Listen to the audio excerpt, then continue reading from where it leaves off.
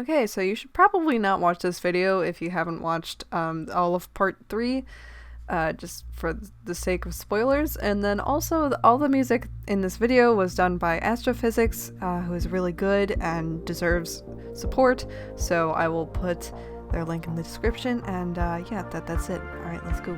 Why hello there, you lovely people of the internet. My name is Ollie, or the Seer Mystify, as I have apparently decided to call myself. And today I have a Speedpaint, I think? That's what they call these, right? I'm pretty sure. Anyway, I made a JoJo art thing. It was a gift for my friend that I did, because we both like JoJo, and yeah, I have a near unhealthy love for JoJo, if you did not know that already. It honestly just means a lot to me. I think about it a lot, and I actually use it a lot as inspiration when it comes to my own illustrations. I've done several essays on it for school. I kind of use it as inspiration when it comes to my more gender-neutral fashion illustration type stuff that I like to do every once in a while. It just is kind of a big part of me as an artist at this point in my life. So obviously when when my friend and I were talking about this, I obviously was pretty excited to work on this, and it was something I felt pretty passionate about a while ago. But it is kind of funny how it works sometimes, where even things that you love doing can just seem a bit tedious at times, if that makes sense. Because it just so happened that the time that I would end up working on this would be, during a Christmas break, where I'm at right now. It's in between semesters of college for me. And I found that after each semester, I do get very, very burnt out.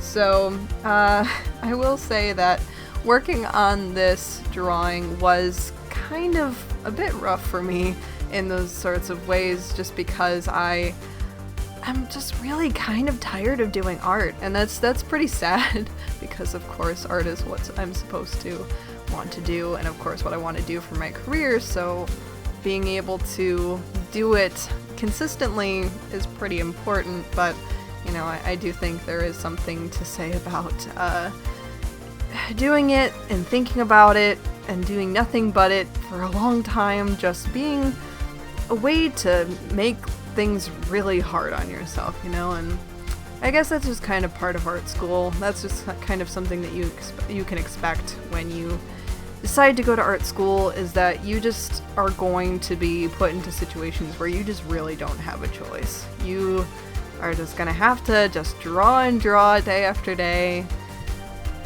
and that's really all you're gonna be able to think about. So you have to really just get kind of used to getting burnt out, I guess. It's just kind of, I think, part of the situation. So, I guess, yeah, during these breaks, it definitely is nice to get a little bit of a break from doing art. That's kind of what I'm doing right now. I'm really trying not to work on too many art projects unless I absolutely need to, or I am trying to get some more actually paid work right now, when in regards to art, to try and support myself a little bit more. So there are definitely obligations, but for the most part I'm trying to free up my schedule of doing too much art. So this is probably the last intense illustration that I'm going to be willing to sign up for, just until my semester starts again, to try and give myself a little bit of a break up until that point. But definitely, if there is anyone out there that is interested in getting a commission from me, I am looking to also start doing more commission work and taking that a little bit more seriously right now.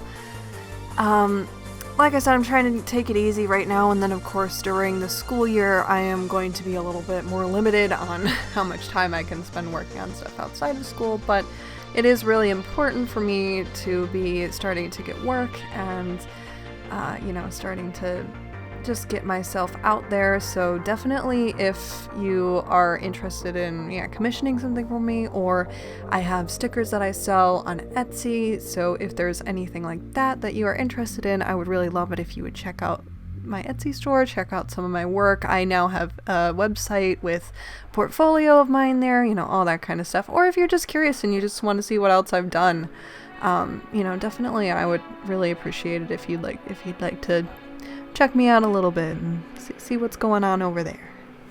But okay, I'm gonna stop talking about myself so much now, and I'm gonna talk a little bit about the artwork, because I'm sure that's more interesting. So my friend and I both like the theory that Jonathan's spirit somehow kind of exists in the form of Star Platinum, that his kind of legacy has carried on in that sense. So that's really what this piece is focusing on. I think it's pretty safe to say that souls do exist in the world of JoJo's Bizarre Adventure. And you can kind of see that in these situations where you could see the characters in the clouds after they pass away. And I do know that there are a good number of people who believe that Dio is able to actually use Jonathan's stand, since he has his body and is able to use, something pretty similar to Hermit Purple. But I kind of have a couple reasons why I don't love that as much.